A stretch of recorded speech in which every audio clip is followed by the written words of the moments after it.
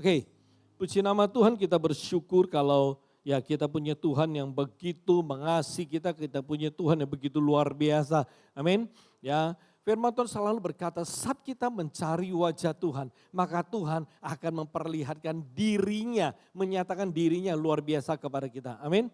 Saya akan melanjutkan sambungan khotbah saya minggu kemarin, saudaraku sekalian. Temanya tetap sama, yaitu pilihan itu menentukan penggenapan kehendak Tuhan itu di dalam hidup kita. Ya, pilihan Anda akan menentukan kehendak Tuhan itu terjadi di dalam hidupmu. Ini merupakan satu hal yang sangat penting. Artinya, bagaimana Anda memilih? Ya, itu akan menentukan bagaimana kehendak Tuhan yang luar biasa itu digenapi, dinyatakan, diberikan kepada saudara dalam kehidupan saudara. Amin. Oke, kita akan baca ayat temanya terlebih dahulu.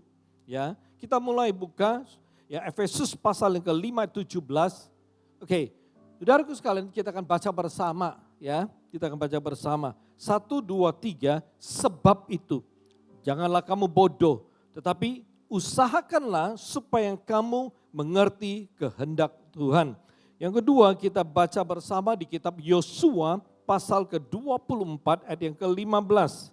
Ya, kembali kita baca bersama saudara. 1, 2, 3, tetapi jika kamu anggap tidak baik untuk beribadah kepada Tuhan, pilihlah pada hari ini kepada siapa kamu akan beribadah. Allah yang kepadanya nenek moyangmu beribadah di seberang sungai Efrat, atau Allah orang Amori yang negerinya kamu diami ini. Tetapi aku dan seisi rumahku, kami akan beribadah kepada Tuhan. Amin. Nah, saudaraku sekalian, ini hal yang sangat menarik, sangat penting di dalam kehidupan kita. Kenapa? Karena saya percaya bahwa kehendak Tuhan itu sempurna, kehendak Tuhan itu begitu luar biasa. Dan kita rindu sekali agar kehendak Tuhan itu bisa digenapi. Artinya kita bisa menerima, kita bisa melihat, kita bisa merasakan akan kehendak Tuhan itu di dalam kehidupan kita. Ya, kita bisa melihat bagaimana hal-hal yang luar biasa, hal-hal yang baik, hal-hal indah, berkat-berkat Tuhan, kuasa Tuhan, kemuliaan Tuhan itu digenapi. Itu ada di dalam kehidupan kita. Nah, kita rindu, saya percaya setiap dari kita sebagai orang Kristen kita menginginkan hal seperti ini. Amin saudaraku. Nah, oleh sebab itu hari ini ya kembali saya mau tegaskan bagaimana saudara memilih. Apa itu pilihan saudara, itu ada kunci, itu adalah kunci saudaraku. Itulah akan menentukan bagaimana kehendak Allah, sesuatu yang baik, sesuatu yang luar biasa yang telah Allah siapkan, ditaruh, Allah taruh di dalam hidupmu. Amin saudaraku ya. Oleh sebab itu ya saudaraku sekalian, kita tahu bahwa kehendak Tuhan itu dinyatakan dalam hidup kita itu melalui beberapa tahap. Ya, melalui beberapa tahap. Minggu lalu ya saya sampaikan 2 tahap. Yaitu yang pertama adalah rancangan Tuhan. Artinya saudaraku sekalian ya melalui rancangan Tuhan kita bisa menemukan apa itu kehendak Tuhan dalam kehidupan kita. Artinya apa yang telah Allah rancang, apa yang telah Allah siapkan ya itu merupakan apa yang Allah kehendaki kita miliki. Itu merupakan apa yang Allah kehendaki untuk diberikan kepada kita. Oleh sebab itu sangat penting bagi kita mengerti apa itu rencana Tuhan. Nah, saudaraku sekalian, minggu lalu kita belajar ya bahwa rancangan Tuhan itu adalah rencana Tuhan. Ini definisinya. Rancangan Tuhan itu adalah rencana Tuhan yang didasari oleh kasih Tuhan untuk memberikan kita kehidupan yang baik, diberkati, penuh dengan damai sejahtera dan harapan yang pasti. Ini rancangan Tuhan. Artinya saudaraku sekalian, artinya Tuhan itu mau kita memiliki sebuah kehidupan yang baik. Tuhan mau kita memiliki kehidupan yang diberkati. Tuhan mau kita memiliki kehidupan yang penuh dengan damai sejahtera dan kita punya harapan pasti gitu loh. Karena ketika kita berbicara mengenai kepastian, semua orang rindu hal-hal yang pasti dalam hidupnya. Amin. Kalau gue invest cepet tiau, gue mau kepastiannya kapan break even point. Kapan ya gue mulai profit. Kalau gue invest GoPay Tiao 1M, gue mau tahu pastinya kapan gue mulai untung. Oh, 6 bulan kemudian break even point. Bulan ke-7 gue mulai profit. Kita semua mau yang pasti. Oke, kalau saya makan vitamin ini berarti ya dalam 2 minggu saya akan lebih fit. Pasti nggak? Pasti saya mau. Kita selalu menginginkan yang pasti. Oleh sebab itu saudaraku sekalian, kita mesti jujur. Dalam kehidupan ini, dalam dunia ini kita sulit sekali menemukan apa yang disebut dengan kepastian. Ya, apa yang disebut dengan kepastian? Kalau kita melihat forecast dalam hal ekonomi, saudaraku, tidak ada yang berani mengatakan pasti. Kenapa? Karena perubahan segala sesuatu berlangsung dengan sangat cepat. Ya, sangat cepat. Kalau sudah memperhatikan pergerakan daripada emas, saham dan lain sebagainya, saudaraku sekalian, itu pergerakan naik turunnya itu cepat sekali. Ya, cepat sekali. Ya, saya pernah tunjukkan sebuah app, ya, sebuah app dan diperkatakan, ini app tentang pergerakan emas, ya, orang invest. Ya kita jual beli, coba lihat harganya, naik turun begitu. Jadi, itu luar biasa. Sama orang-orang main di kripto, di Bitcoin, itu naik turunnya selalu bergeser dalam satu waktu. Ya, nah saudaraku sekalian, gak ada yang pasti. Tetapi ketika kita ada di hadapan Tuhan, ketika kita memperhatikan apa yang Allah sediakan bagi kita, itu sesuatu yang luar biasa. Itu sesuatu yang pasti. Ya, Tuhan berkata rancangannya itu adalah rencana yang didasari oleh kasih Tuhan. Ya, untuk memberikan kita kehidupan yang baik, kehidupan diberkati, ada damai sejahtera dan yang pasti. Itu rancangan Tuhan. Oleh sebab itu saudaraku sekalian, bagaimana rancangan Tuhan ini bisa digenapi dalam kehidupan kita adalah tergantung bagaimana saudara memilih. Ya, itu tergantung bagaimana saudara memilih. Hari ini saudara memilih untuk berjalan dalam rancangan Tuhan atau saudara memilih untuk mengikuti. Atau dengan kata lain saudara taat kepada keinginan hati saudara. Saudara mau ikut rancangan Tuhan atau mau ikut keinginan hati saudara, itu kembali kepada saudara. Itu pilihan saudara. Nah, pilihan saudara inilah yang akan menentukan rancangan Tuhan digenapi dalam kehidupan saudara atau enggak. Ya. Hal yang kedua, tahap yang kedua minggu lalu kita telah belajar yaitu pimpinan Tuhan. Yaitu pimpinan Tuhan itu juga merupakan sebuah bentuk kehendak Tuhan dalam kehidupan kita. Apa yang disebut dengan pimpinan Tuhan? Pimpinan Tuhan itu adalah arahan, definisinya saudara bisa baca. Itu adalah arahan dan tuntunan Tuhan atas kehidupan kita yang akan membawa kita kepada rancangan Tuhan yang sempurna. Ini pimpinan Tuhan. Ya, jadi saudaraku sekalian, kita tahu bahwa ketika Tuhan memimpin kehidupan kita, ya, maka kita akan menemukan hal-hal yang sangat luar biasa terjadi. Tuhan bisa memimpin kita melalui firman-Nya, Tuhan bisa memimpin kita melalui doa, Tuhan bisa memimpin kita melalui gerakan di dalam hati kita, ya, dan lain sebagainya.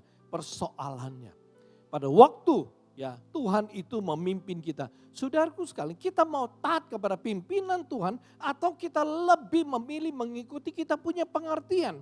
Perhatikan saudaraku sekalian, pengertian manusia itu terbatas. Saudara secerdas apapun, saudara sepintar apapun, IQ saudara mah tinggi sekali. Tetapi saya mau katakan bahwa ketika saudara mulai mencoba memakai hikmat saudara, memakai pengertian saudara, saudara perlu mengerti kita benar-benar tidak tahu apa yang akan terjadi. 3 jam kemudian saudara tahu apa yang akan terjadi dengan hidup saudara. Entar malam saudara tahu nggak apa yang akan saudara alami. Besok hari apa yang akan saudara hadapi, saudara juga nggak tahu. Kita nggak akan ngerti. Ya, kita pun nggak tahu, kita sakit perutnya nanti malam jam berapa, kita nggak tahu. Besok apakah kita akan sakit perut, mencret dan lainnya, apakah kita akan tahu? Nggak tahu saudara. Ya, kalau sebab itu kadang-kadang kita sakit perut, kita berkata, kita berpikir, apa yang saya makan tadi ya? Perasaan saya nggak makan apa-apa, kenapa saya bisa sakit perut? Kita tidak pernah tahu apa yang terjadi di depan kita. Oleh sebab itu saudaraku sekalian, kalau Tuhan pimpin hidup kita, maka kita bisa berjalan di dalam sebuah kehidupan yang baik. Kita bisa tenang. Kenapa? Karena Tuhan tahu apa yang akan terjadi. Dia tahu yang terbaik. Oleh sebab itu ketika kita memilih untuk taat kepada pimpinan Tuhan, maka kita pasti akan memiliki sebuah kehidupan yang sangat luar biasa. Minggu ini, hari ini, saya mau lanjutkan tahap yang ketiga. Okay? Dari tahap yang ketiga, kembali kita akan mencoba melihat apa itu kehendak Tuhan dalam kehidupan kita. Oke, yang ketiga, seizin Tuhan. Seizin Tuhan. Oke, kita mulai dengan firman Tuhan. Saudara boleh catat kitab Amsal 19 ayat 21. Amsal 19:21, firman Tuhan berkata seperti ini. Banyaklah rancangan di hati manusia, tetapi keputusan Tuhanlah yang terlaksana. Oke, banyaklah rancangan, rencana, keinginan di hati manusia, tetapi keputusan Tuhan, desisi Tuhan, itulah yang menentukan segala sesuatu. Artinya saudara boleh buat 100, 1000 ya rancangan, rencana. Tetapi itu semua akan terjadi digenapi apabila Tuhan telah menentukan keputusannya. Jadi dengan kata lain semua yang kita rencanakan itu kembali kepada keputusan Allah. Keputusan Tuhan itulah menentukan rancangan mana yang akan tergenapi, terjadi. Oke, kembali kita baca satu ayat lagi yaitu Ayub pasal yang pertama ayat ke-21 bagian B. Tuhan yang memberi, Tuhan yang mengambil, terpujilah nama Tuhan. Nah, saudaraku sekalian, saat kita berbicara tentang seizin Tuhan, kita perlu mengerti terlebih dahulu apa yang dimaksud dengan seizin Tuhan. Saya mengajak saudara untuk melihat bersama apa maksud dari seizin Tuhan.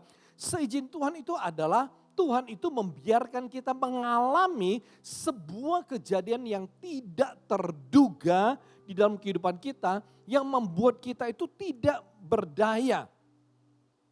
Ya, agar kita bisa belajar berjalan dengan setia di dalam pimpinannya dengan tujuan yang jelas yaitu untuk kemuliaan Allah. Oke? Ya, saya ulangi, seizin Tuhan itu artinya Tuhan itu membiarkan kita mengalami sebuah kejadian yang tidak terduga. Ya, yang membuat kita tidak berdaya. Agar apa? Agar kita bisa belajar berjalan dengan setia di dalam pimpinannya. Dengan satu tujuan jelas yaitu untuk kemuliaan nama Tuhan.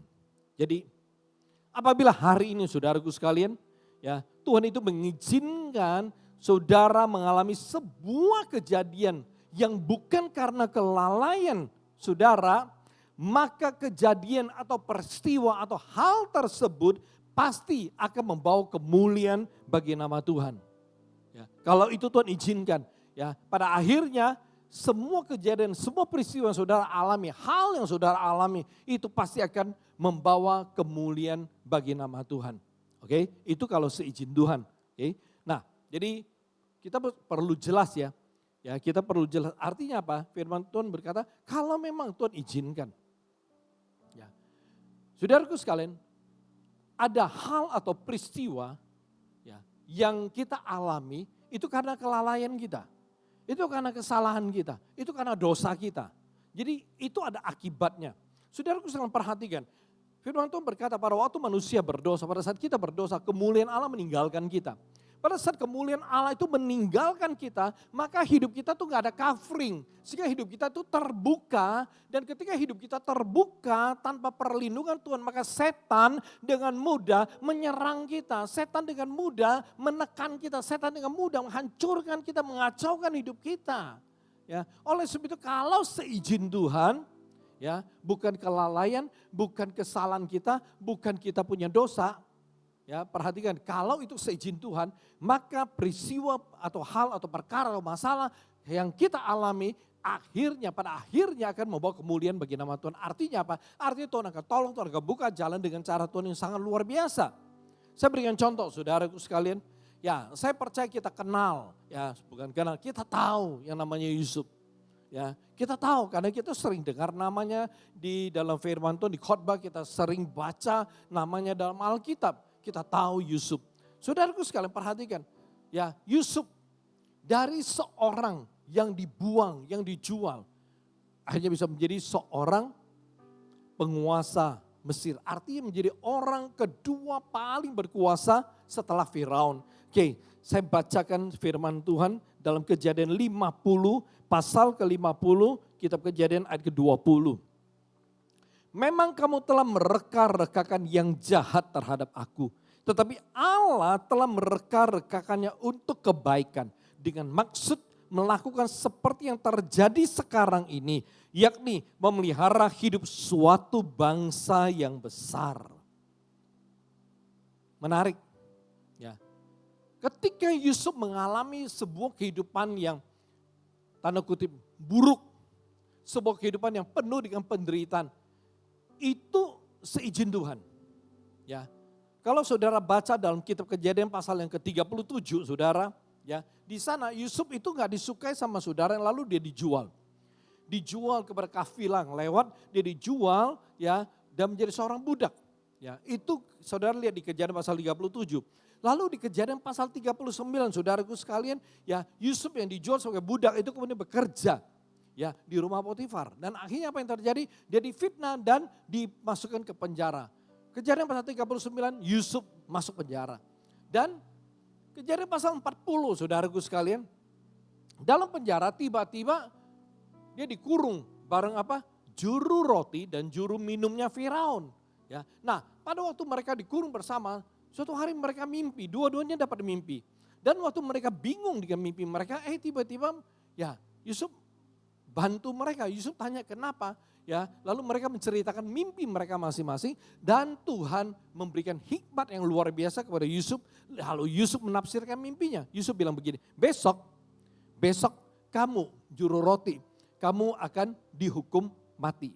Dan kamu juru minum, kamu akan dikembalikan ke posisimu oleh Firaun. Lalu Yusuf bilang begini, ya Yusuf bilang begini kepada si juru minum, tolong dong nanti kalau kamu sudah keluar, posisimu sudah kembali, tolong bicara sama Firaun. Aku tuh gak bersalah, aku tuh difitnah, ya tolong bantu keluarkan aku. Saudaraku sekalian, ternyata juru minumnya setelah keluar dari penjara lupa sama Yusuf. Ya, lupa sama Yusuf. Dan ketika suatu hari, waktu Firaun mimpi dan seluruh negeri Mesir, orang-orang pandai, orang-orang pintar, gak satu pun yang ngerti mimpinya Firaun, gak satu pun yang bisa menerjemahkan, menafsirkan mimpi Firaun. Tiba-tiba si juru minum baru ingat, dulu aku dalam penjara, aku mimpi dan ditafsirkan, ditolong oleh seorang budak Ibrani, Yusuf. Lalu dia bawa Yusuf ke hadapan Firaun.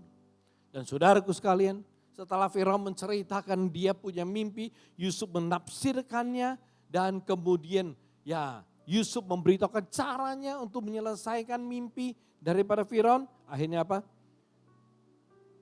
Kejadian 41, Yusuf diangkat menjadi perdana menteri.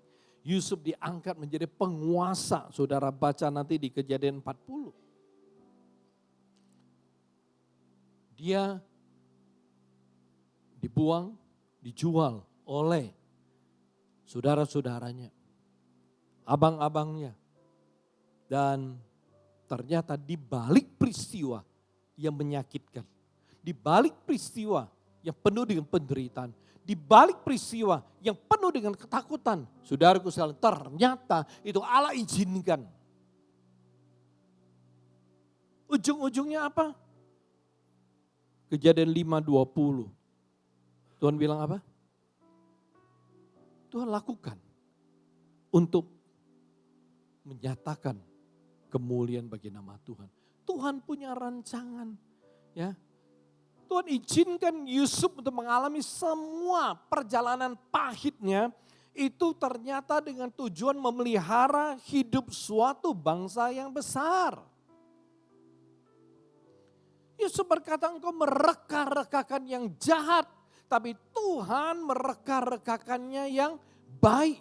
Oleh sebab itu Tuhan berkata bahwa rancanganku bukan rancanganmu, jalanku itu bukan jalanmu. lebih tinggi rancanganku dan jalanku daripada jalanmu. Oleh sebab itu saudaraku sekalian, manusia boleh merencanakan yang jahat. Tapi kalau itu seizin Tuhan, maka apa yang jahat, apa yang tidak baik bisa berubah dan berganti menjadi sesuatu yang baik. Amin saudaraku. Saya berikan contoh yang lain. Lazarus.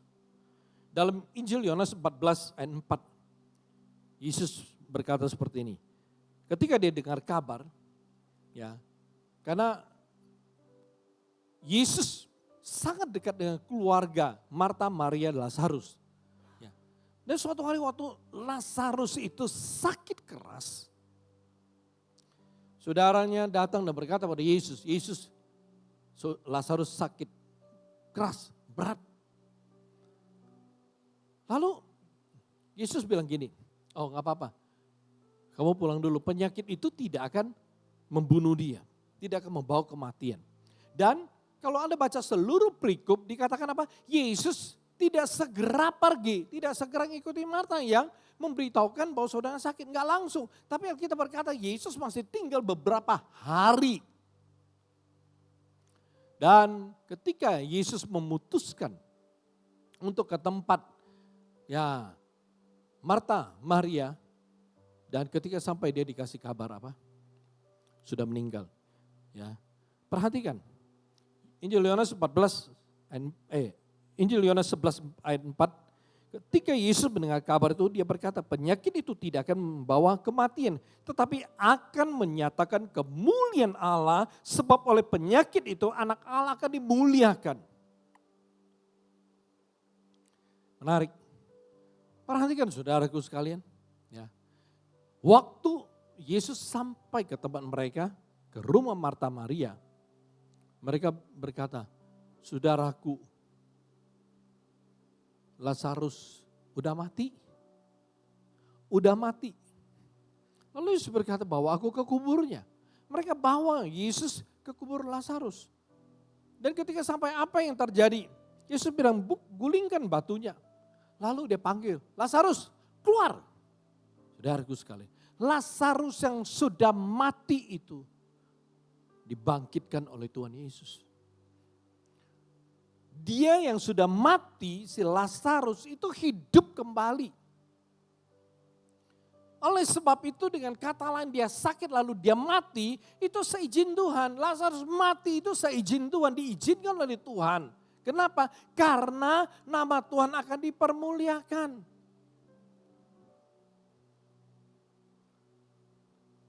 Jadi Tuhan izinkan Lazarus sakit, Tuhan izinkan Lazarus mati. Bagi manusia, bagi Marta Maria, mereka sedih. Mereka nangis. Karena orang yang mereka kasih itu meninggal dan itu hal yang wajar saudaraku. Kalau keluarga kita ada yang meninggal, kita menangis. Kenapa? Kita sedih. Orang yang mungkin sudah belasan tahun, puluhan tahun bersama kita kemudian meninggalkan kita. Walaupun kita sebagai orang Kristen kita tahu orang yang mati di dalam Tuhan itu ke sorga.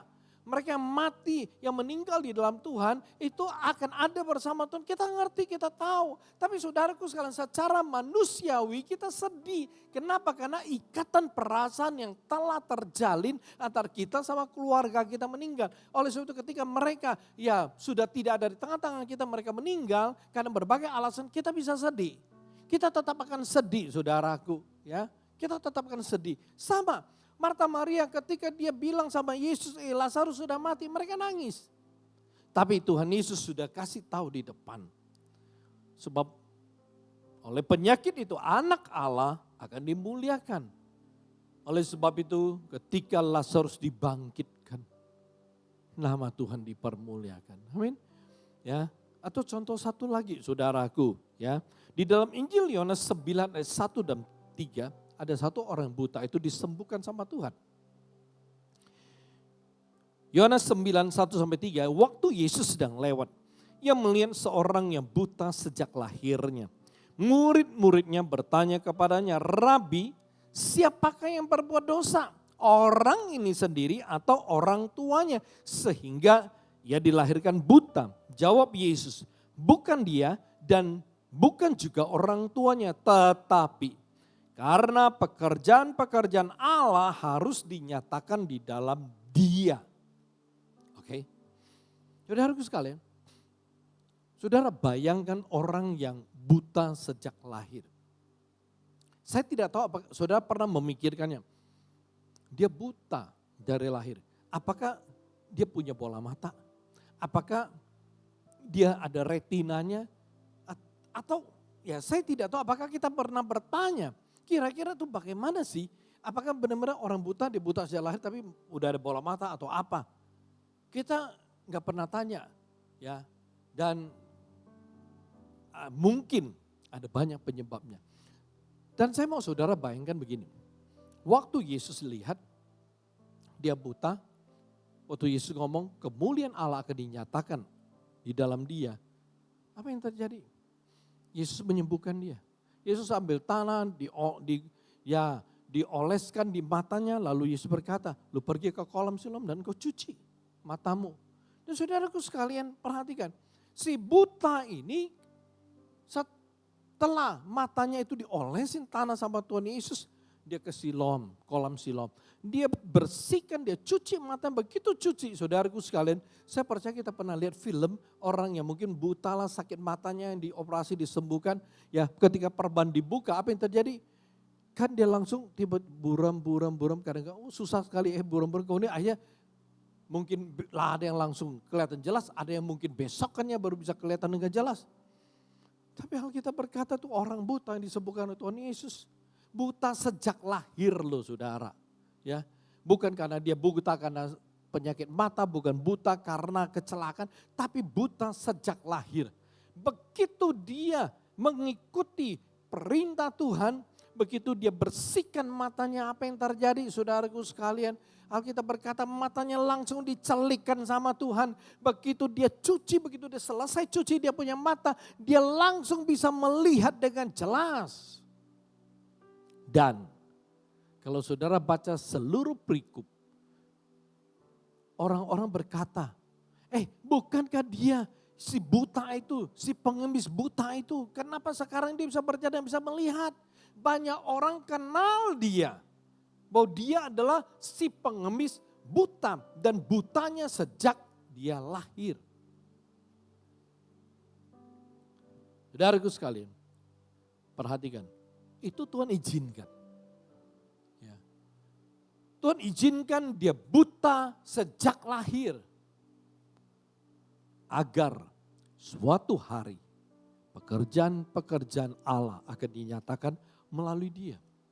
Saudaraku sekalian, apabila Tuhan izinkan sesuatu yang tidak menyenangkan atau tidak sesuai dengan harapan kita, itu terjadi di dalam kehidupan kita, kira-kira saudaraku sekalian. Ya, saudara bisa terima atau tidak? Kalau Tuhan izinkan sesuatu yang tidak kita inginkan itu terjadi, saya mau kasih tahu. Saudara harus percaya penuh.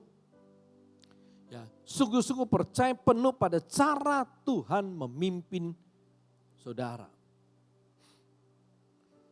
Sebab kalau Tuhan izinkan sesuatu terjadi, maka itu pasti akan membawa kebaikan bagi kita dan akan mendatangkan berkat yang besar sekali. Oke. Ya, karena tidak gampang loh saudaraku. Ketika seseorang itu berhadapan dengan sebuah kejadian, dengan sebuah peristiwa yang di luar ya harapan dia. Saya berikan contoh satu orang di dalam Alkitab. Ayub. Ya, di sini saudara mungkin perlu buka Alkitabnya ya atau saudara catat, saudara ikutin. Ayub. Oke, saudaraku sekalian mari kita akan lihat deskripsi Alkitab tentang Ayub. Ya, kita lihat deskripsi tentang Ayub. Ayub pasal pertama ayat pertama. Ya, ayatnya saya tidak tampilkan, perhatikan. Ayub pasal pertama ayat pertama itu firman Tuhan bilang apa? Ayub itu seorang yang jujur, seorang yang saleh, seorang yang takut akan Tuhan dan dia menjauhi kejahatan. Orang jujur, orang saleh, takut sama Tuhan dan menjauhi kejahatan. Saudaraku sekalian, ini bisa kita sebut orang Kristen yang sempurna. Amin saudaraku. Perfect. Ya. Dia orang jujur. Ya karena kalau cari orang jujur di dunia susah loh saudara. Ya. Sekarang mau cari orang jujur susah. Mau cari orang saleh nggak mudah. Ada tapi nggak mudah. Ya. Yang takut Tuhan ada juga nggak banyak. Ya. Kemudian yang menjauhi kejahatan. Itu pertama, deskripsi pertama luar biasa. Oke. Yang kedua, ayat pertama ayat kedua, dia punya 7 anak laki-laki dan 3 anak perempuan. Oke. Kalau kita melihat ini mungkin Ayub bisa menjadi orang tua yang bahagia loh saudara. Ya orang tua yang bahagia. Ya dia punya anak-anak yang luar biasa, ada 7 anak laki, 3 anak perempuan. Dan ayat yang ketiga, hal yang ketiga, deskripsi tentang Ayub. Saya percaya yang ketiga itu adalah impian setiap orang, termasuk ya orang-orang Kristen. Ya, kenapa? Ayat ketiga mengatakan bahwa Ayub adalah orang terkaya di timur pada saat itu. Kekayaannya itu seperti apa saudaraku? Oke, ya saudara baca nanti di ayat ketiga, ini dikatakan kekayaannya luar biasa. Dia punya 7.000 kambing domba. Dia punya 5.000 unta. Dia punya 500 pasang itu lembu. Ya, lalu dia punya 500 keledai betina saudaraku. Lalu dia punya begitu banyak budak. Dia punya budak dalam jumlah besar. Itu Ayub. Dia punya kekayaan yang luar biasa. Oke? Ya, dia punya hidup yang benar-benar dahsyat. Saudaraku sekalian, kalau membayangkan, ya mungkin lebih mudah untuk membayangkan, saudara bayangkan pangeran-pangeran Arab hari ini. Ya, saya pernah mendapat ya maksudnya dari grup ya mungkin alumni sekolah saya ya. Ya, saudaraku sekalian mereka kirim. Dan saya buka satu link tiba-tiba connect ke YouTube. Dikatakan hidup para pangeran Arab. Salah satu video mengatakan mempertunjukkan bagaimana mereka pesta saudaraku. Saya nggak tahu itu di kapal atau di satu ruangan. Mereka sedang pesta nyanyi lah nari. Dan yang luar biasa apa saudaraku. Itu duit dolar itu ditaruh di meja setumpuk-setumpuk. Lalu mereka ambil mereka lempar-lempar gitu. Ya. Ambil dia lempar orang yang lagi para penari yang lagi nari diambil satu gebuk dia lempar ke mereka gitu. Yang lagi main musik ambil dia lempar ke mereka. Itu luar biasa tuh duit dolar tuh nominal 100 bukan cetun tuh bukan $1. Cepek dolar tuh berserakan. Di lantai, di meja, di sofa. Oh mereka ketawa, mereka tertawa. Lalu dibawa ke garasi. Waduh. Itu mobil-mobil bermerek. Itu memenuhi garasi mereka. Saudara perlu tahu pasar otomotif atau produk elektronik yang terbaru, maksudnya pasar mobil yang terbaru, Ferrari, Lamborghini yang terbaru, saudara pasar pertama itu Arab. Kedua mungkin Eropa, ketiga baru Asia saudara. Jadi apapun yang terbaru pasar pertama mereka itu Arab. Nah saudara bayangkan. Ya, mungkin mudah, saudara tinggal search di YouTube atau di Google. Ya, kehidupan para pangeran Arab, orang kaya Arab, saudara bisa melihat. Nah, saya ajak saudara kembali bayangkan Ayub. Nah, mungkin pada waktu itu dia tidak disebut emir. Tapi Alkitab mencatat dia orang yang terkaya di timur pada saat itu. Dengan kata lain Ayub itu mungkin seorang konglomerat di timur pada waktu itu. Luar biasa. Ya. Dan dia bisa begitu luar biasa karena dia diberkati oleh Tuhan. Ya, dia diberkati oleh Tuhan. Kenapa? Karena setan yang kasih tahu. Sudah baca baik-baik Ayub pasal pertama. Itu setan bilang sama Tuhan tuh begini, ya dia mah bisa begitu, bisa saleh, bisa menjauh kejahatan, bisa takut akan Tuhan. Karena Tuhan itu memberkati dia luar biasa. Setan bilang, coba kalau itu diambil semua, lihat dia mengasihi Tuhan atau enggak. Dan Tuhan izinkan saudaraku. Ya. Tuhan izinkan. Perhatikan, kalau saudara baca ya Ayub di pasal pertama 13 sampai 19, ya, Ayub 1, 13 sampai 19, itu Tuhan izinkan setan menguras kekayaan Ayub dan dia punya kebahagiaan. Ayat ke-15 dikatakan apa? Tiba-tiba satu hambanya berlari dan ketemu dengan Ayub lalu berkata pada Ayub, melaporkan.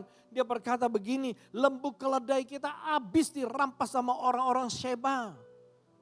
Lalu di ayat ke-16 tiba-tiba satu hambanya yang masih hidup berlari dan melapor ke Ayub dan berkata, Pak, hanya saya yang masih hidup. Ya, kambing domba kita tiba-tiba dilahap api dari langit.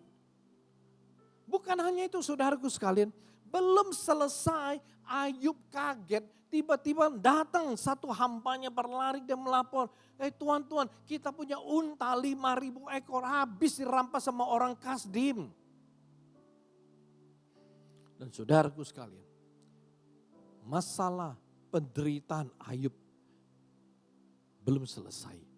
Tiba-tiba satu hambanya berlari dengan menangis dan berkata, Tuanku, anak-anak Tuan yang sedang berpesta di rumah kakaknya yang sulung, itu tiba-tiba diserang oleh angin ribut, angin badai dari 4 penjuru. Mereka semua mati tertimpa bangunan.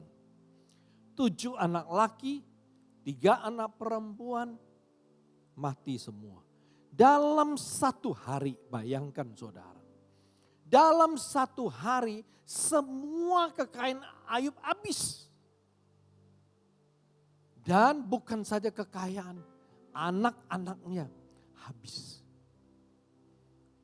Ayub gak punya apa-apa lagi dalam 1 hari. Belum sampai di sana saudaraku, cerita belum selesai. Kalau saudara baca di pasal yang kedua, ya, saudara baca di pasal yang kedua, saudaraku sekalian dikatakan apa? Tuhan masih izinkan tuh sesuatu ya terjadi. Kalau kita lihat setan dapat surat izin dari Tuhan itu, saudara bisa baca di Ayub pasal pertama ayat 12, lalu Ayub pasal yang kedua ayat ke-6. Ya, Ayub pasal pertama 12, Ayub pasal kedua ayat ke-6. Itu setan dapat surat izin dari Tuhan. Ya. Dan pasal kedua ayat ke-7, perhatikan. Setelah Ayub kehilangan segala sesuatu, dia kemudian ditimpa ya bara, penyakit bara dari telapak kaki sampai kepala. Ya, itu penyakit bara itu ya seperti koreng dari ujung kaki sampai ujung kepala. Dan saking gatalnya dia mesti ambil beling untuk dikorek-korek untuk menghilangkan gatalnya. Bayangkan. Ya saya pernah mencoba membayangkan, itu borok itu kalau digaruk itu bayangkan mungkin sakit perih. Ya, gatal, sakit, perih campur jadi satu. Wah, kalau rujak yang campur macam-macam buah itu enak.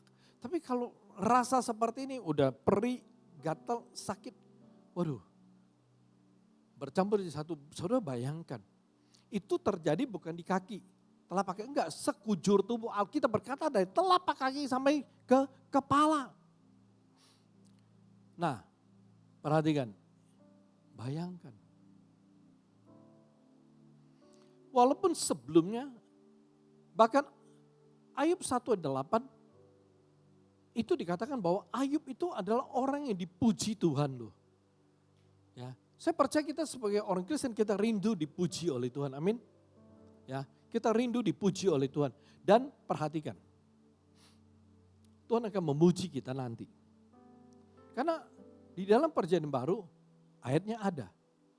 Ayatnya bilang apa? Engkau yang setia dalam perkara-perkara kecil, maka aku akan mempercayakan engkau perkara besar. Sekarang masuklah dalam perjamuan anak domba. Kalau kita setia dalam perkara kecil, Tuhan akan memuji kita saudaraku. Tuhan akan menyebut kita, hai hambaku yang setia. Engkau telah setia dalam perkara kecil. Saudaraku sekalian, oleh sebab itu kita belajar. Dalam kehidupan kita hari ini sebagai orang Kristen, mari kita belajar. Belajar untuk setia dalam perkara kecil. Ya, perkara kecil, sudah mulai setia dalam pelayanan-pelayanan kecil. Ya, kenapa? Karena ketika saudara bisa setia dalam perkara kecil, saudara pasti bisa setia dalam perkara besar. Tapi yang menjadi persoalan, menjadi masalah, banyak orang Kristen mereka berkata sebaliknya, oh kalau perkara besar aku mah bisa setia. Tapi kalau perkara kecil, ya itu masalahnya. Kita sering sulit untuk setia dalam perkara kecil karena kita anggap remeh. Ini mah urusan kecil. Jadi kita anggap remeh dan kita merasa tidak penting. Ya, kita selalu menganggap perkara besar, pelayanan besar, acara besar, ibadah besar, itu yang penting. Itu harus diperhatikan, itu harus dijaga. Oh kita mesti sungguh-sungguh ya di acara-acara besar, ibadah besar, pelayanan besar. Tapi kalau acara kecil, ibadah kecil, apa nggak penting itu? Tapi justru kita jangan memutarbalikkan kebenaran. Kebenaran berkata siapa yang setia dalam perkara kecil, dia otomatis bisa setia dalam perkara besar. Dan orang yang setia dari perkara kecil itulah yang Tuhan akan puji. Tuhan akan kasih penghargaan. Bukan saudara setia dalam perkara besar baru akan dapat penghargaan. Enggak, Tuhan akan memberikan penghargaan ketika dia melihat saudara setia dari perkara kecil. Enggak potong jalan saudaraku. Sistem Tuhan tuh bukan sistem potong jalan, main salib aja. Emang balapan saudaraku, enggak begitu. Cara Tuhan, sistem Tuhan tuh mulai dari kecil, Tuhan lihat dari kecil, perkara kecil. Itu Tuhan mulai lihat, Tuhan mulai nilai, Tuhan mulai kasih penghargaan dari pelayanan kecil, ibadah-ibadah yang kecil, hal-hal yang kecil. Jangan salah. Oke, bayangkan. Ayub orang yang sempat dipuji oleh Tuhan. Tapi Tuhan izinkan dia kehilangan semuanya. Ya, bukan saja kehilangan, tapi dia juga menderita. Perhatikan. Bagaimana pilihan Ayub dalam meresponi semua musibah dan penderitaannya. Saudaraku sekalian, kalau kita yang ngalamin, mungkin kita akan berbanding terbalik sama Ayub. Tapi perhatikan, ada beberapa hal saya mau tunjukkan bersaudara bagaimana Ayub memilih meresponi keadaannya. Kita mulai baca di Ayub pasal pertama 21-22. Ayub pertama 21-22 katanya begini. Dengan telanjang aku keluar dari kandungan ibuku dan dengan telanjang juga aku kembali ke dalamnya. Tuhan yang memberi, Tuhan yang mengambil. Terpujilah nama Tuhan. Perhatikan, dalam kesemuanya itu Ayub tidak berbuat dosa dan tidak menuduh Allah berbuat yang kurang patut. Oke, kita lompat ke pasal yang kedua, ayat ke-10. Tetapi jawab Ayub kepadanya, engkau berbicara seperti perempuan gila. Apakah kita mau menerima yang baik dari Allah tetapi tidak mau menerima yang buruk? Dalam kesemuanya itu Ayub tidak berbuat dosa dengan bibirnya. Waktu Ayub mengalami semuanya, mengalami musibah dan penderitaan, istrinya tuh nyuruh Ayub, udah lu kutukin Tuhan. Lu bersungut-sungut kepada Tuhan, lu kutuki Tuhanmu. Itu istrinya kasih tahu Ayub. Dia suruh Ayub lakukan hal seperti ini. Tapi bersyukur. Ayub malah marah kepada istrinya. Para suami, ingat kalau istri suruh lakukan sesuatu yang salah, apalagi bertentangan dengan kebenaran firman Tuhan, sebagai suami, sebagai kepala keluarga, saudara mesti berani, mesti tegas. Bilang gak boleh. Jangan ikutin. Ya, jangan ikutin. Walaupun istri saudara tuh galak sekali. Ya, kalau perlu mungkin istri saudara mungkin punya ban taekwondo hitam, coklat atau apa, tetap jangan takut. Ya. Ataupun istrimu pernah belajar kungfu atau apapun, ya. Jangan takut. Kalau sesuatu yang dia suruh bertentangan dengan kebenaran firman Tuhan, gak boleh takut. Kalau perlu tegur seperti Ayub, dasar lu perempuan gila lu. Itu Ayub lu saudara. Emang kita mau terima baik dari Tuhan aja? Yang tidak baik, nggak mau terima, nggak boleh begitu. Alkitab bilang apa? Dalam kesemuanya itu Ayub tidak berbuat dosa dengan bibirnya. Waktu Ayub mengalami semua penderitaan, semua musibah, semua tragedi, Ayub tidak berbuat dosa dengan bibirnya. Di dalam Ayub pasal 42 ayat 10 yang terakhir, yang paling akhir. Lalu Tuhan memulihkan keadaan Ayub setelah ia meminta doa untuk sahabat-sahabatnya. Dan Tuhan memberikan kepada Ayub 2 kali lipat dari segala kepunyaannya dahulu. Bayangkan, perhatikan. Pilihan Ayub jelas. Ya, dia memilih tidak berbuat dosa dan tidak menduduh Allah berbuat yang bukan-bukan. Yang kedua, dia memilih dalam kesemuanya dia tidak berbuat dosa dengan bibirnya. Dan yang ketiga, Ayub memilih berdoa. Bagi teman-temannya yang salah paham dengan dia berdoa. Bagi teman-teman yang menyakiti dia. Ini pilihan Ayub. Oleh sebab itu saudaraku, kalau Allah izinkan sebuah peristiwa yang tidak saudara inginkan, saudara harapkan terjadi dalam hidup saudara, maka hati-hati. Pilihlah seperti Ayub. Jangan pernah menyalahkan Tuhan, jangan pernah menuduh Tuhan, melakukan sesuatu yang tidak baik kepada saudara. Jangan bilang Tuhan tidak sayang sama saudara. Jangan bilang Tuhan tidak peduli lagi sama saudara. Nggak boleh. Saudara memilih dalam kesemuanya ini. Jangan sampai saudara tuh ngutukin Allah. Jangan berbuat dosa dengan bibir, mulut saudara, lidah saudara. Lalu, ketiga, pilihlah seperti Ayub. Doakan orang-orang yang menyakiti saudara. Doakan orang-orang yang salah paham sama saudara. Doakan orang-orang yang menghina saudara. Doakan orang-orang yang berbuat jahat sama saudara. Doakan. Saudaraku sekalian, itu pilihan Ayub. Dan harusnya itu menjadi teladan bagi kita. Kalau kita mengalami musibah, tragedi, buatlah pilihan seperti Ayub. Saya tidak tahu bagaimana saudara memilih. Kalau saudara yang mengalami musibah dan penderitaan berat dalam kehidupan saudara, coba bayangkan bagaimana saudara mau berpilihan kalau Tuhan izinkan sesuatu terjadi. Misalnya, usaha saudara gagal, uang saudara ditipu atau dimakan sama orang, atau saudara kerja, saudara lalu dipecat sama perusahaan, dan saudara juga saat itu punya banyak tagihan yang saudara mesti bayar, Lalu saudara punya atau kadang sakit yang gak sembuh-sembuh. Atau anak saudara gak bisa diatur dan kurang ajar. Lalu ada juga misalnya pernikahan kalian itu selalu ada masalah dan gak bahagia dan lain sebagainya. Banyak saudaraku. Nah, ketika saudara mengalami penderitaan, mengalami tragedi, mengalami musibah seperti ini. Bagaimana saudara buat pilihan? Apakah saudara akan bersungut-sungut dan menyalahkan Tuhan? Apakah saudara akan kecewa sama Tuhan? Lalu saudara bilang, aku udah gak mau jadi orang Kristen, aku gak mau ke gereja, aku gak mau ibadah lagi. Karena kecewa. Saudaraku sekalian, bagaimana saudara memilih? Karena pilihan saudara, itu akan menentukan bagaimana kehendak Tuhan itu dinyatakan. Kalau Tuhan izinkan, pasti akan membawa kemuliaan. Perhatikan saudaraku sekalian.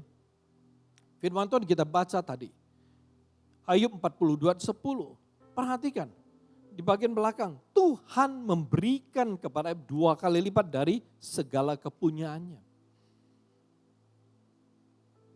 Kalau saudara baca seluruh perikop 42 ini. Saudaraku sekalian. Artinya apa? Kalau Tuhan izinkan itu akan bawa kebaikan, akan bawa kemuliaan, akan datangkan berkat yang besar. Kalau saudara baca baik-baik dikatakan apa? Tuhan itu mengembalikan semua harta Ayub yang telah hilang 2 kali lipat. Jadi kalau kita hitung kurang lebih seperti ini. Dia punya kambing domba itu jadinya 14.000 ekor. Tuhan berkati, Tuhan berikan.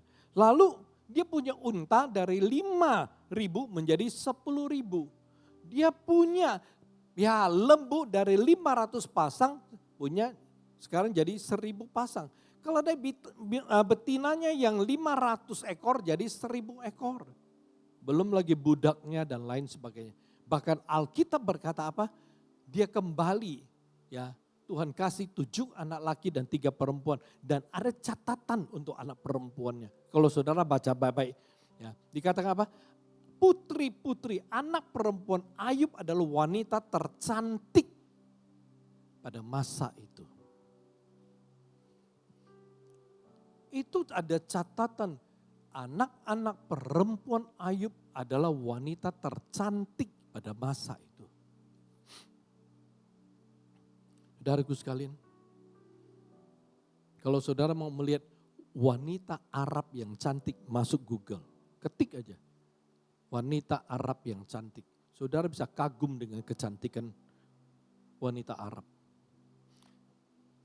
Kenapa wanita Yahudi dan Arab itu cantik sekali? Karena mereka termasuk orang-orang pilihan Tuhan. Keturunan Abraham, orang yang Tuhan pilih. Oke, Arab yang sekarang keturunan Ismail.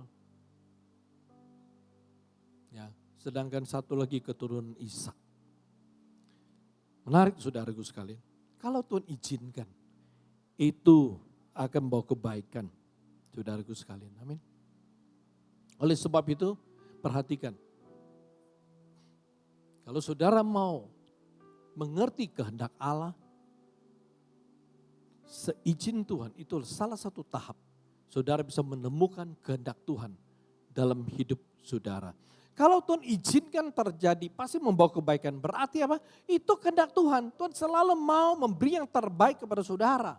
Oleh sebab itu kalau sesuatu yang Tuhan izinkan, coba temukan. Maksudnya kalau sesuatu peristiwa atau kejadian yang tidak sesuai harapan saudara terjadi atau menimpa hidup saudara, saudara coba temukan. Ini seizin Tuhan atau saya punya kelalaian, atau saya punya kesalahan, atau saya punya dosa. Temukan, kalau ini seizin Tuhan, tenang-tenang aja saudaraku. Tetap percaya pada Tuhan. Kalau itu kelalaian saudara, itu kalau salah saudara, dosa saudara, tobat. Itu aja. Saudara akan lihat pemulihan dari Tuhan. Yang terakhir, yang keempat. Kehendak Allah yang dinyatakan dalam kehidupan kita itu bisa melalui pertolongan Tuhan. Ini tahap keempat. Oke. Dalam rancangan Tuhan kita bisa menemukan kehendak Tuhan. Dalam pimpinan Tuhan kita bisa menemukan kehendak Tuhan. Dalam perkara yang diizinkan Tuhan kita bisa menemukan kehendak Tuhan. Dan dalam pertolongan yang Tuhan berikan dalam kehidupan kita, kita bisa menemukan kehendak Tuhan. Yesaya pasal 41 ayat yang ke-10, firman Tuhan bilang begini, janganlah takut sebab aku menyertai engkau. Janganlah bimbang sebab aku ini Allahmu. Aku akan meneguhkan, bahkan akan menolong engkau. Aku akan memegang engkau dengan tangan kananku yang membawa kemenangan. Mazmur 46 ayat yang kedua. Kita Mazmur 46 ayat 2. Allah itu bagi kita tempat perlindungan dan kekuatan. Sebagai penolong dalam kesesakan sangat terbukti. Amin. Apa yang dimaksud dengan pertolongan Tuhan? Kita sering dengar kata ini. Pertolongan Tuhan kita nyanyi, pertolongan Tuhan kita doa minta pertolongan Tuhan. Kira-kira apa sih yang dimaksud dengan pertolongan Tuhan? Saudaraku sekalian, secara sederhana pertolongan Tuhan itu adalah campur tangan dan pembelaan Tuhan di dalam kita punya kehidupan untuk membantu serta melepaskan kita dari persoalan dan pergumulan. Itu pertolongan Tuhan. Saudaraku sekalian, saya akan sampaikan sebuah cerita ilustrasi, cerita. Bukan kesaksian tapi cerita, Jadi mungkin ini sebuah cerita fiksi. Perhatikan, saudaraku sekalian, ceritanya begini, seperti yang saya pernah baca. Di sebuah gereja di Eropa Utara, ada sebuah gereja. Di gereja tersebut, saudaraku sekalian, ada sebuah patung Tuhan Yesus yang ukurannya kurang lebih gedenya seperti manusia. Enggak gede-gede banget, gedenya seperti ukuran manusia. Sebuah patung Yesus yang tersalib. Dan saudaraku sekalian, perhatikan. Itu gereja setiap hari selalu dipenuhi oleh orang.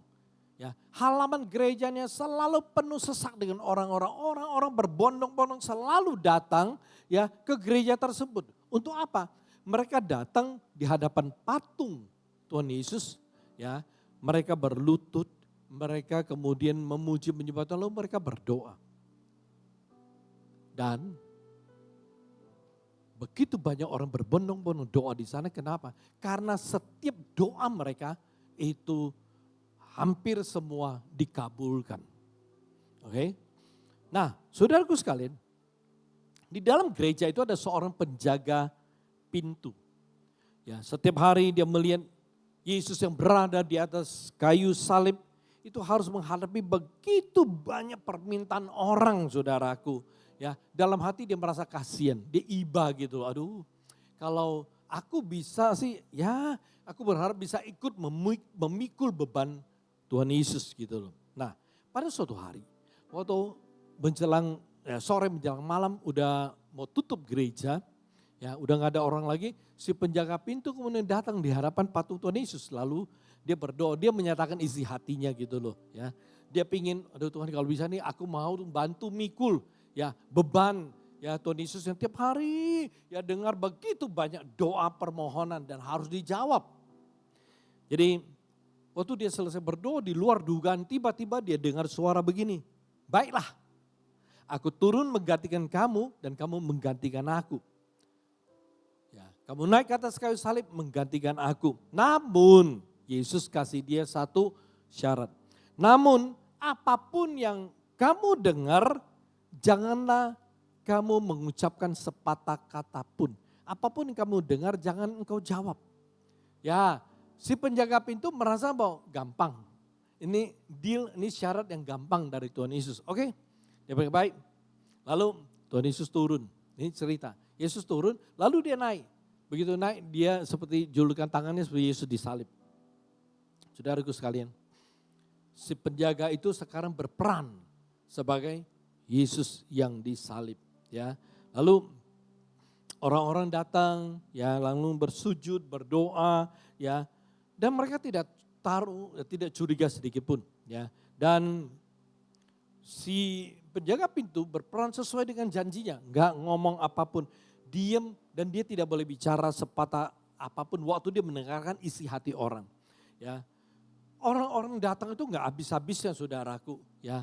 Dan permintaan mereka yang dia dengar ada yang rasional, ada yang nggak rasional. Maksudnya ada yang masuk akal, ada yang tidak masuk akal. Oh ada yang aneh-aneh gitu. Oh dia dengar apapun dia nggak boleh jawab, nggak boleh komen sama sekali saudaraku sekalian. Ya, dan si penjaga pintu itu kemudian bertahan karena janjinya sama Tuhan. Suatu hari tiba-tiba ya sore menjelang malam datang seorang saudagar kaya.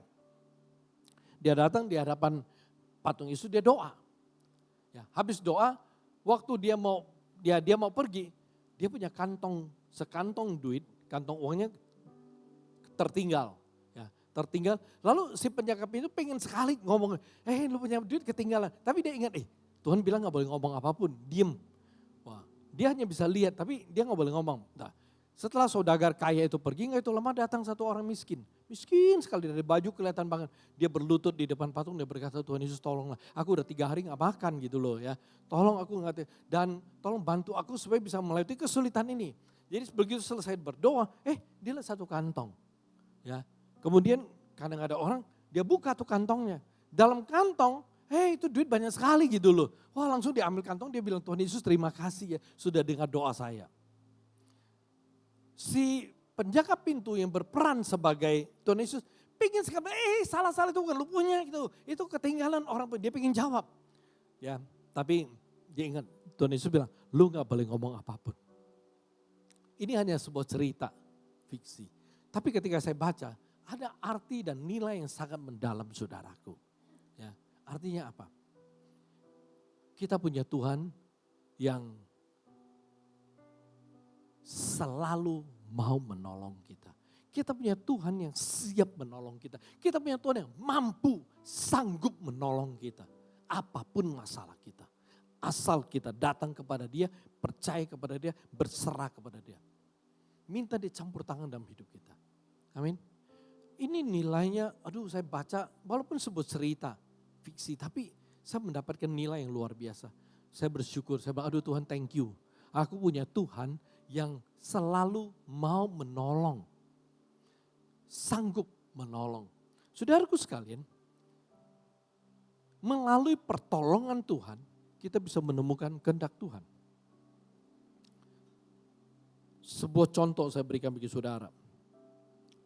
2 Tawarik, ya, itu tentang Raja Asa, saudaraku sekalian. Alkitab mencatat, di 1 Raja-Raja juga ada tentang si Raja Asa, di 2 Tawarik juga ada. Raja Asa itu luar biasa, waktu dia naik tahta, dia mulai memerintah, ya, sebagai Raja Yehuda, dia melakukan segala sesuatu yang baik dan benar di hadapan Tuhan. Alkitab mencatat begini, waktu dia menjadi raja, hal pertama dia lakukan adalah dia menghancurkan tugu-tugu berhala. Dihancurkan. Yang kedua, dia kasih perintah kepada orang Yehuda supaya mereka harus mencari Tuhan dan harus taat kepada Tuhan. Oke? Itu yang dia lakukan. Itu pilihan. Ketika Raja Asa, Raja Yehuda itu mulai memerintah, tidak begitu lama datang Raja Zera, Raja Ethiopia menyerang Yehuda. Saudaraku sekalian, Raja Zera itu datang dengan kekuatan yang luar biasa. Dia bawa 1 juta tentara dengan 300 kereta perang. Oke, 1 juta tentara dengan 300 kereta perang. Dan ketika kabar itu sampai kepada Asa, Raja Asa bingung saudaraku. Kenapa? Dia punya tentara yang bisa berperang hanya 300.000 orang. Lalu dari suku Benyamin yang menggabungkan diri dengan dia ada 280 orang. Jadi ya 280 ribu ya dari suku Benyamin itu bawa perisai kecil karena mereka pemanah.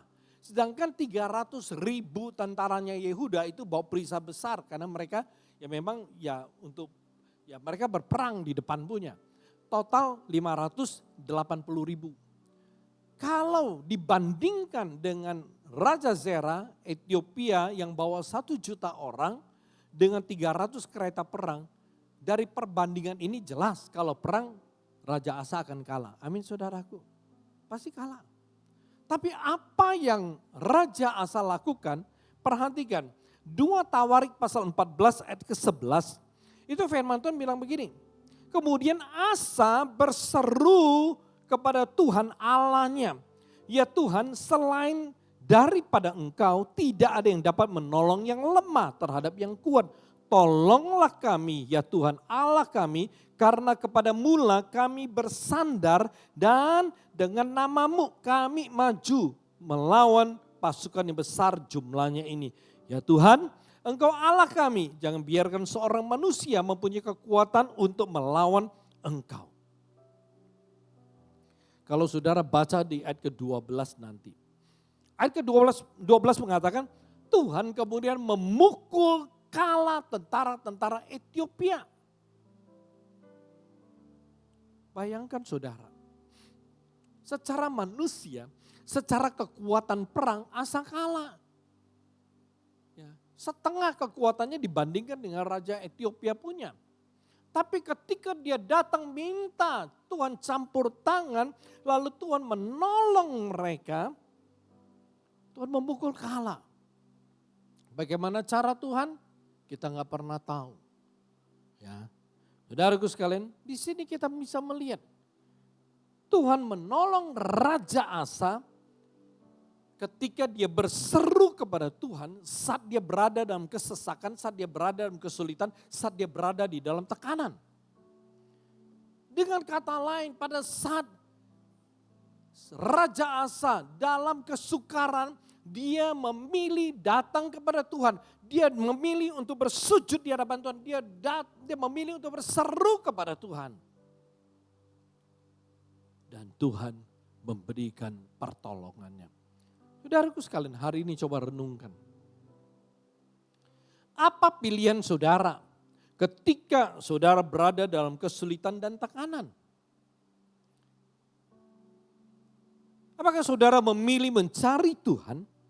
Atau saudara memilih mengandalkan saudara punya hikmat, mengandalkan kekuatan saudara, mengandalkan pengertian saudara. Apa pilihan saudara? Mengandalkan Tuhan atau mengandalkan diri sendiri?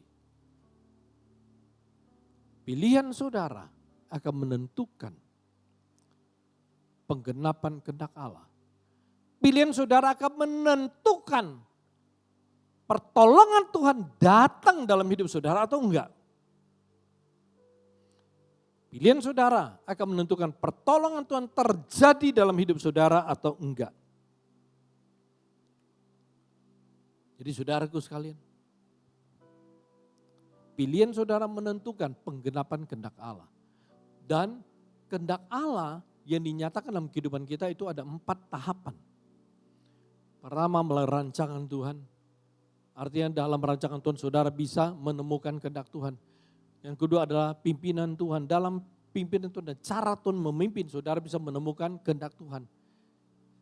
Seizin Tuhan. Kalau Tuhan izinkan atau melalui izin Tuhan, saudara bisa melihat kehendak Tuhan dalam hidup saudara. Dan terakhir, pertolongan Tuhan. Melalui pertolongannya saudara bisa menemukan kehendak Tuhan. Jadi semuanya kembali kepada cara saudara membuat pilihan. Bagaimana saudara memilih akan menentukan saudara berjalan merancangan Allah atau enggak. Bagaimana saudara memilih akan membuat saudara sungguh-sungguh berjalan dalam pimpinannya atau enggak. Bagaimana saudara memilih akan menentukan bagaimana saudara melihat kemuliaan Tuhan ya atau enggak. Dan bagaimana saudara memilih akan menentukan saudara menerima dan mengalami pertolongan Tuhan atau enggak. Amin. Kita tundukkan kepala saudara. Dalam 2 minggu ini, saudara telah mendengar firman Tuhan. Bagaimana pilihan yang saudara buat. Itu akan menentukan kuasa Tuhan, kemuliaan Tuhan ada di dalam hidup saudara. Oleh sebab itu maka pada hari ini, jangan salah pilih. Jangan sembarangan memilih. Jangan anggap remeh soal pilihan. Dengan segala situasi kondisi dalam kehidupan saudara. Renungkan. Renungkan dan saya rindu saudara belajar sesuatu. Mulai hari ini perhatikan setiap kali. Apapun yang terjadi di dalam kehidupan saudara, perhatikan. Saudara memilih dalam hal keputusan, dalam hal tindakan, dalam hal perilaku saudara. Karena semuanya akan menentukan. Saudara mengalami kuasa Tuhan, saudara melihat dan berjalan dalam kemuliaannya dan berjalan dalam penyertaannya. Semuanya tergantung pilihan saudara. Renungkan. Haleluya. Bapak terima kasih untuk firman-Mu. Hamba berdoa, hamba serahkan firman-Mu yang telah disampaikan dalam tangan kuasa-Mu. Mari Tuhan Kau sendiri akan terus memberkati firman-Mu dan menyempurnakan firman-Mu dan menyatakan kuasa-Mu atas firman-Mu bagi setiap anak-anak-Mu yang mendengar, percaya dan menerimanya dalam kehidupan mereka. Terima kasih Bapa, terpujilah nama-Mu. Di dalam nama Yesus Tuhan aku berdoa dan aku menyerahkan firman-Mu dalam tangan kuasa-Mu sekali lagi. Haleluya. Amin.